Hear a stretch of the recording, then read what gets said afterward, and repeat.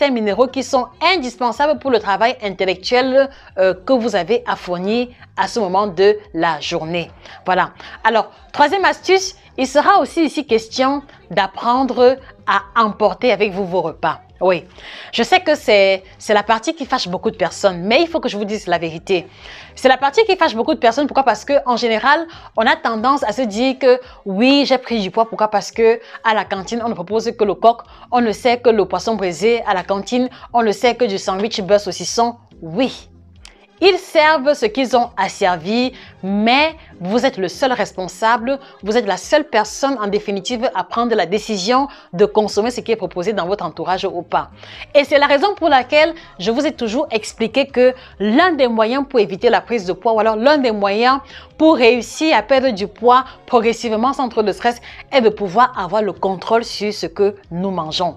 Qu'est-ce que cela veut dire? Cela veut simplement dire que lorsque vous quittez de la maison le matin, vous devez penser à vos repas à l'avance. Qu'est-ce que je vais manger une fois au bureau? Si je n'ai pas pris le petit déjeuner à la maison, qu'est-ce que je prends comme petit déjeuner? Qu'est-ce que je vais manger à midi? Est-ce que je vais encore partir chez Mamie au coq? Est-ce que je vais encore partir à la cantine prendre le Subway ou alors le poulet pané frites?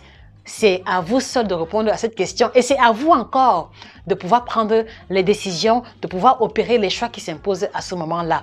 Et donc, pour éviter d'être soumis à la tentation de la cantine, pour éviter de tomber sur le poisson braisé frites de plantain du Carrefour parce que tous les collègues vont y aller, il est intéressant et il est préférable pour vous de quitter de la maison avec votre gamelle déjà cuisinée qui va correspondre soit en un plat de crudité bien composé, glucides, lipides, protéines, vitamines, sels, minéraux, ou alors un bouillon ou un plat de votre choix que vous savez être le plat indiqué concernant votre objectif, celui de perdre du poids. Donc, apprenez à avoir un contrôle véritable sur ce que vous mangez en emportant au travail la gamelle qui va correspondre à votre déjeuner pour ne pas être soumis à la tentation de la cantine ou des collègues.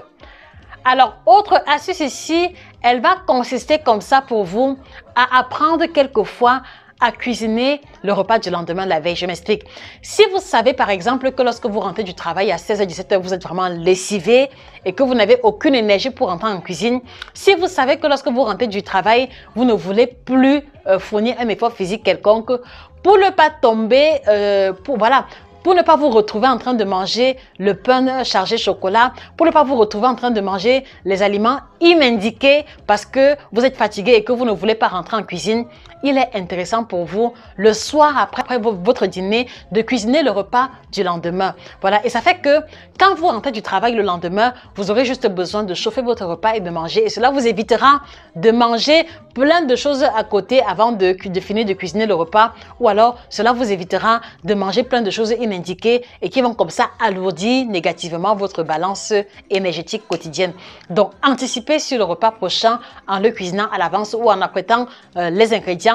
Ou alors, si vous pouvez vous lever tôt le matin, vous vous levez tôt le matin, vous cuisinez le repas du soir. Et là, vous savez que quand vous rentrez du travail, vous êtes zen, vous n'avez plus de